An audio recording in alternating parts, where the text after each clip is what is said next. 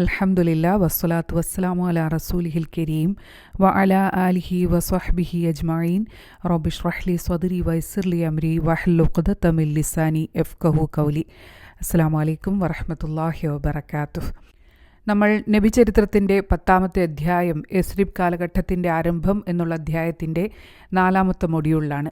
കഴിഞ്ഞ മൊഡ്യൂളിൽ നബി സല്ലല്ലാഹു അലൈഹി വസല്ലമയും ആയിഷ റളിയല്ലാഹു അൻഹയുമായിട്ടുള്ള വിവാഹ ജീവിതം ആരംഭിച്ചതിനെക്കുറിച്ച് നമ്മൾ പറയുകയുണ്ടായി. ആയിഷ റളിയല്ലാഹു അൻഹയ്ക്ക് 9 വയസ്സായിരുന്നു ഈ സമയം പ്രായം എന്ന് ഒട്ടുമിക്ക ചരിത്രകാരന്മാരും റിപ്പോർട്ട് ചെയ്യുന്നുണ്ട്. നബി സല്ലല്ലാഹു അലൈഹി വസല്ലമയുടെ ഈ വിവാഹവുമായി ബന്ധപ്പെട്ട് പണ്ഡിതന്മാർ ചില കാര്യങ്ങൾ എടുത്തു പറയുന്നുണ്ട്. ഒന്ന്, ആയിഷ റളിയല്ലാഹു അൻഹയുമായിട്ടുള്ള വിവാഹ നിശ്ചയം നടക്കുന്നത് 6 വയസ്സ് പ്രായമുള്ളപ്പോഴാണ്.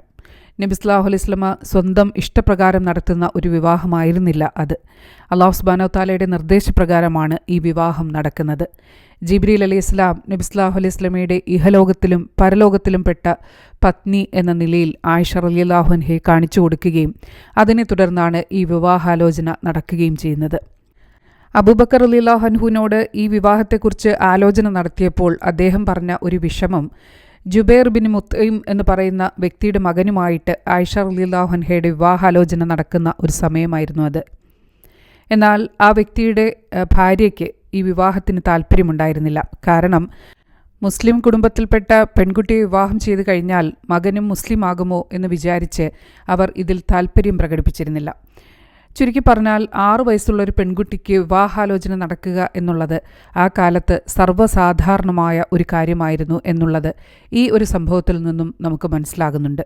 മാത്രമല്ല, നബി സല്ലല്ലാഹു അലൈഹി വസല്ലമയിൽ എന്തെങ്കിലും തെറ്റുകൾ കണ്ടുപിടിക്കാൻ ഭൂതക്കണ്ണാടിയിൽ എന്ന പോലെ നോക്കിക്കൊണ്ടിരുന്ന ഖുറൈശികളുടെ സമൂഹമാണ് ചുറ്റുമുണ്ടായിരുന്നത്.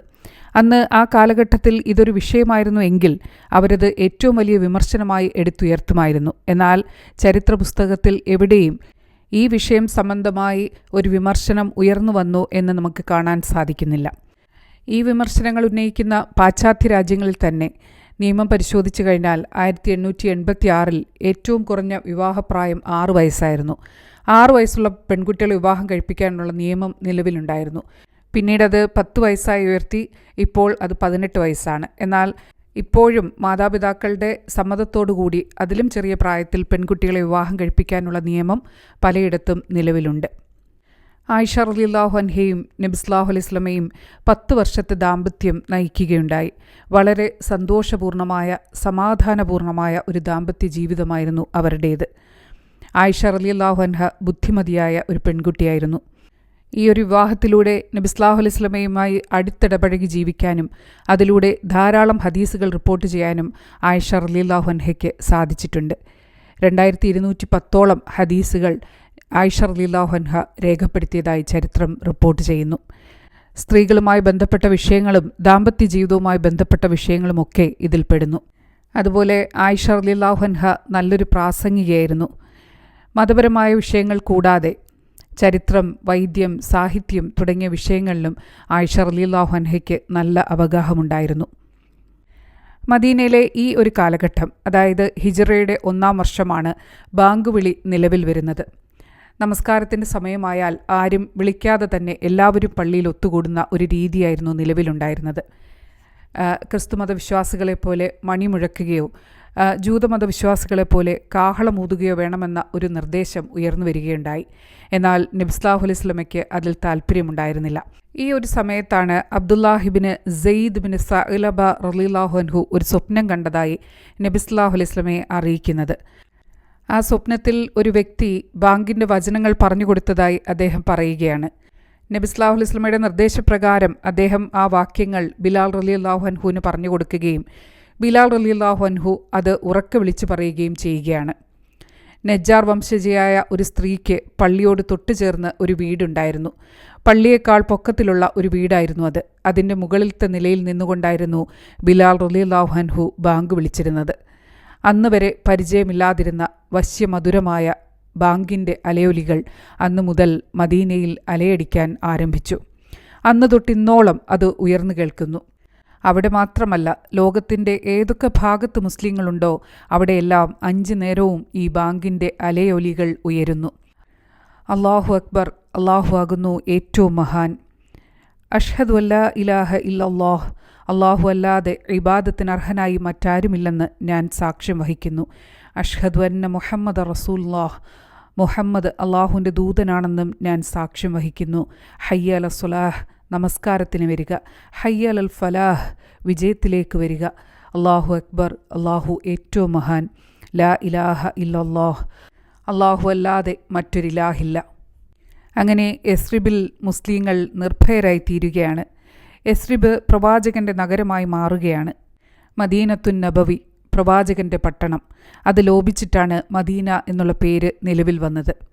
മദീനയിൽ ചെയ്ത ആദ്യ പ്രസംഗത്തിൽ നബി സല്ലല്ലാഹു അലൈഹി വസല്ലമ പറയുകയാണ്, ഒരു ഈന്തപ്പഴ ചീന്തുകൊണ്ടെങ്കിലും തൻ്റെ മുഖത്തെ നരകത്തിൽ നിന്നും രക്ഷിക്കാൻ സാധിക്കുന്നവൻ അത് ചെയ്തുകൊള്ളട്ടെ. അതിന് സാധിക്കാത്തവൻ ഒരു ഉത്തമ വചനം കൊണ്ടെങ്കിലും, കാരണം ഉത്തമ വചനം അതിൻ്റെ 10 ഇരട്ടി പ്രതിഫലം അർഹിക്കുന്നു. ലാ ഇലാഹ ഇല്ലല്ലാ എന്നുള്ള വചനം, അല്ലാഹു അല്ലാതെ മറ്റൊരിലാഹില്ല. രണ്ടാമത്തെ പ്രസംഗത്തിൽ നബി സല്ലല്ലാഹു അലൈഹി വസല്ലമ പറയുകയാണ്, നിങ്ങൾ അള്ളാഹുവിന് ഇബാദത്ത് ചെയ്യുക, ആരെയും അള്ളാഹുവിൽ പങ്കാളിയാക്കരുത്. സൂക്ഷിക്കേണ്ട വിധിപ്രകാരം അള്ളാഹുവിനെ സൂക്ഷിക്കുക. പറയാവുന്നതിൽ വെച്ച് ഏറ്റവും ഉത്തമമായത് പറഞ്ഞുകൊണ്ട് അള്ളാഹുവിനോട് കൂറു പുലർത്തുക. നിങ്ങൾ പരസ്പരം സഹകരിക്കുക. അള്ളാഹുവുമായുള്ള കരാർ ലംഘിക്കുന്നത് അള്ളാഹുവിനെ കുപിതനാക്കും. പള്ളിയുടെ മേൽക്കൂരയെ താങ്ങി നിർത്തിയിരുന്ന ഈന്തപ്പന തടികളിലൊന്നിൽ ചാരി നിന്നുകൊണ്ടായിരുന്നു നബി സല്ലല്ലാഹു അലൈഹി വസല്ലമ പ്രസംഗിച്ചിരുന്നത്. പിന്നീട് 3 പടികളുള്ള ഒരു പ്രസംഗപീഠം, ഒരു മിമ്പർ പണിയാൻ അദ്ദേഹം നിർദ്ദേശിച്ചു. അതിൻ്റെ 1-ാമത്തെ പടിയിൽ നിന്നുകൊണ്ട് പ്രസംഗിക്കും, 2-ാമത്തെ പടിയിൽ ഇരിക്കും. അതായിരുന്നു പതിവ്. ഇസ്ലാമിക നാഗരികതയുടെ അടിസ്ഥാന ശില എന്ന് പറയുന്നത് സാഹോദര്യമാണ്. നബി സല്ലല്ലാഹു അലൈഹി വസല്ലമ അത് പ്രസംഗിക്കുക മാത്രമായിരുന്നില്ല, അത് സ്വന്തം ജീവിതത്തിൽ പകർത്തി കാണിക്കുകയാണ് ചെയ്തത്. അധികാരത്തിൻ്റെയോ രാജകീയതയുടെയോ ഒന്നും യാതൊരു ഭാവപ്രകടനങ്ങളും അദ്ദേഹം സ്വീകരിച്ചിരുന്നില്ല. ക്രൈസ്തവർ ഇബ്നു മറിയത്തെ പുകഴ്ത്തിയിരുന്നത് പോലെ നിങ്ങൾ എന്നെ പുകഴ്ത്തരുത്. അള്ളാഹുവിൻ്റെ അടിമ മാത്രമാണ് ഞാൻ, അള്ളാഹുവിൻ്റെ അടിമയും അവൻ്റെ ദൂതനും എന്ന് പറഞ്ഞുകൊള്ളുക. ഇതായിരുന്നു നബി സല്ലല്ലാഹു അലൈഹി വസല്ലമയുടെ ഉപദേശം. സ്വഹാബികളോടൊപ്പം ഇരിക്കും, അവരോടൊപ്പം തമാശയിൽ പങ്കുചേരും, അവരുടെ കുട്ടികളെ കളിപ്പിക്കും, അവരോട് സംഭാഷണം നടത്തും. അടിമയുടെയും സ്വതന്ത്രൻ്റെയും അഗതിയുടെയും ക്ഷണം സ്വീകരിക്കും.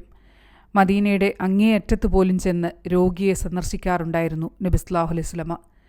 മറ്റുള്ളവരുടെ വിഷമങ്ങൾ മനസ്സിലാക്കി പെരുമാറുമായിരുന്നു അദ്ദേഹം. കണ്ടുമുട്ടുന്നവരെ അഭിവാദ്യം ചെയ്തതിന് ശേഷം മാത്രമേ സംസാരിച്ചിരുന്നുള്ളൂ. സലാം പറയുക എന്നുള്ളതും സലാം മടക്കുക എന്നുള്ളതും ഇസ്ലാമിക ചര്യയുടെ ഭാഗമാണ്. സൂറത്ത് നിസാഇൻ്റെ 86-ാമത്തെ ആയത്തിൽ അല്ലാഹു സുബ്ഹാനഹു വ തആല പറഞ്ഞിരിക്കുന്നു, നിങ്ങൾക്ക് അഭിവാദ്യം അർപ്പിക്കപ്പെട്ടാൽ അതിനേക്കാൾ മെച്ചമായി അഭിവാദ്യം അർപ്പിക്കുക, അല്ലെങ്കിൽ അതുതന്നെ തിരിച്ചു നൽകുക. തീർച്ചയായും അള്ളാഹു ഏതൊരു കാര്യത്തിൻ്റെയും കണക്ക് നോക്കുന്നവനാകുന്നു. ഒരാൾ അസ്സലാമു അലൈക്കും എന്ന് പറഞ്ഞു കഴിഞ്ഞാൽ അസ്സലാമു അലൈക്കും വറഹ്മത്തുള്ളാഹി വബറകാതുഹു എന്ന് തിരിച്ചു പറയുക. അതല്ലെങ്കിൽ ചുരുങ്ങിയത് വ അലൈക്കും സലാം എന്നെങ്കിലും പറഞ്ഞിരിക്കണം. ഇതാണ് ഇസ്ലാമിക ചര്യ. ഒരാൾ വന്നു കഴിഞ്ഞാൽ അദ്ദേഹത്തെ മാന്യമായി സ്വീകരിക്കുക, അതിനുശേഷം സംഭാഷണം ആരംഭിക്കുക.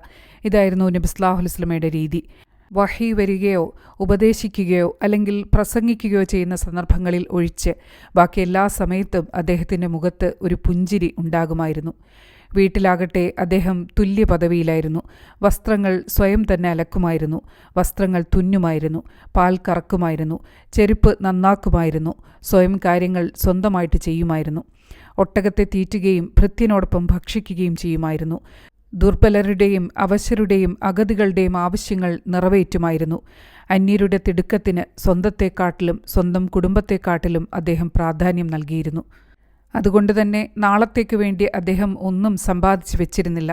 മരണമടയുന്ന സന്ദർഭത്തിൽ പോലും സ്വന്തം പടയങ്കി ഒരു ജൂതൻ്റെ കൈവശം പണയത്തിലായിരുന്നു. നബി സല്ലല്ലാഹു അലൈഹി വസല്ലമ അങ്ങേയറ്റം വിനയമുള്ള വ്യക്തിയായിരുന്നു. നേഗസ് രാജാവിൻ്റെ നിവേദക സംഘത്തിന് അദ്ദേഹം സ്വയം തന്നെയാണ് സേവനങ്ങൾ ചെയ്തു കൊടുത്തിരുന്നത്. അതുപോലെ നബി സല്ലല്ലാഹു അലൈഹി വസല്ലമയ്ക്ക് ഖദീജ റളിയല്ലാഹു അൻഹയോട് അങ്ങേയറ്റത്ത് സ്നേഹമായിരുന്നു. അവരുടെ നാമം കേൾക്കുമ്പോഴൊക്കെ അവരെ പുകഴ്ത്തി പറയാറുണ്ടായിരുന്നു നബി സല്ലല്ലാഹു അലൈഹി വസല്ലമ. അത് കേട്ട് ഒരിക്കൽ ആയിഷ റളിയല്ലാഹു അൻഹ പോലും പറഞ്ഞുപോയി, ഖദീജ റളിയല്ലാഹു അൻഹയുടെ അപദാനങ്ങൾ കേട്ട് ലോകത്തിലെ ഒരു സ്ത്രീയോടും തോന്നാത്ത അസൂയ എനിക്ക് അവരോട് തോന്നിപ്പോയി.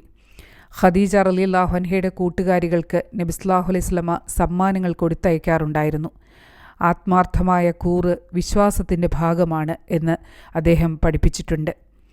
അദ്ദേഹം നമസ്കരിക്കുമ്പോൾ സ്വന്തം പൗത്രിയായ, അതായത് സൈനബ് റളിയല്ലാഹു അൻഹയുടെ പുത്രി ഉമാമ, ആ കുട്ടിയെ ചുമലിലേറ്റിക്കൊണ്ട് നമസ്കരിക്കാറുണ്ടായിരുന്നു. സുജൂദിൽ പോകുമ്പോൾ നിലത്ത് വെക്കുകയും ഉയരുമ്പോൾ തോളിലേറ്റുകയും ചെയ്യാറുണ്ടായിരുന്നു. നബി സല്ലല്ലാഹു അലൈഹി വസല്ലമയുടെ ഈ സ്നേഹവും അനുകമ്പയും കാരുണ്യവുമൊക്കെ മനുഷ്യരോട് മാത്രമായിരുന്നില്ല. നബി സല്ലല്ലാഹു അലൈഹി വസല്ലമയുടെ സമീപത്തിരിക്കാൻ ആഗ്രഹിക്കുന്ന ഒരു പൂച്ചയുണ്ടായിരുന്നു. ആ പൂച്ചയ്ക്ക് വേണ്ടി അദ്ദേഹം കതക് തുറന്നു കൊടുക്കുമായിരുന്നു. രോഗം ബാധിച്ച കോഴിയെ ശുശ്രൂഷിക്കുമായിരുന്നു. കുപ്പായ കൈയുടെ അറ്റം കൊണ്ട് കുതിരയെ തടകുമായിരുന്നു. ഒരിക്കൽ വാശിക്കാരനായ ഒരൊട്ടകത്തിൻ്റെ പുറത്ത് യാത്ര ചെയ്യുമ്പോൾ ആയിഷ റളിയല്ലാഹു അൻഹ അതിനെ ശക്തിയായി പിന്നിലേക്ക് വലിക്കുകയുണ്ടായി. അപ്പോൾ നബി സല്ലല്ലാഹു അലൈഹി വസല്ലമ അത് തടയുകയും ആയിഷ, നീ അല്പം ദയ കാണിക്കണം എന്ന് ആയിഷ റളിയല്ലാഹു അൻഹയോട് പറയുകയും ചെയ്തു. സമസ്ത വസ്തുക്കളുമായി നബി സല്ലല്ലാഹു അലൈഹി വസല്ലമ സ്ഥാപിച്ച സാഹോദര്യം എന്ന് പറയുന്നത് എന്തെങ്കിലും ഒരു ലാഭം ഉദ്ദേശിച്ചുകൊണ്ടായിരുന്നില്ല. അത് അള്ളാഹുവിൻ്റെ പ്രീതി കാംക്ഷിച്ചുകൊണ്ടുള്ളത് മാത്രമായിരുന്നു. ഇവിടെയാണ് ഇസ്ലാമിക നാഗരികത ഇതര നാഗരികതയിൽ നിന്നും വ്യത്യസ്തമാകുന്നത്. ഇസ്ലാമിൽ നമ്മൾ ചെയ്യുന്ന കർമ്മങ്ങളെല്ലാം അള്ളാഹുവിൻ്റെ തൃപ്തി കാംക്ഷിച്ചുകൊണ്ടുള്ളതായിരിക്കണം. ആത്മനിയന്ത്രണത്തിൻ്റെ കാര്യത്തിൽ നബി സല്ലല്ലാഹു അലൈഹി വസല്ലമ കാഴ്ചവെച്ച മാതൃക വളരെ ശ്രദ്ധേയമാണ്. ഈന്തപ്പന ഓലയിലാണ് അദ്ദേഹം ഉറങ്ങിയിരുന്നത്. എന്നെങ്കിലും വയർ നിറച്ച് ഭക്ഷണം കഴിച്ചിട്ടില്ല. പലപ്പോഴും വിശപ്പ് സഹിക്കുമായിരുന്നു. വിശപ്പിൻ്റെ കാഠിന്യം മൂലം വയറ്റത്ത് കല്ല് കെട്ടിവെച്ച സന്ദർഭം പോലും ഉണ്ടായിട്ടുണ്ട്. ഈ അധ്യായം ഇവിടെ അവസാനിക്കുന്നില്ല. ഇൻഷാ അല്ലാഹ് ഇതിൻ്റെ ബാക്കി വിഷയങ്ങൾ അടുത്ത മൊഡ്യൂളിൽ നമുക്ക് സംസാരിക്കാം. സുബ്ഹാനകല്ലാഹുമ്മ വബിഹംദിക അഷ്ഹദു അല്ലാ ഇലാഹ ഇല്ലാ അൻത അസ്തഗ്ഫിറുക വഅതൂബു ഇലൈക്. അസ്സലാമു അലൈക്കും വറഹ്മത്തുള്ളാഹി വബറകാതുഹു.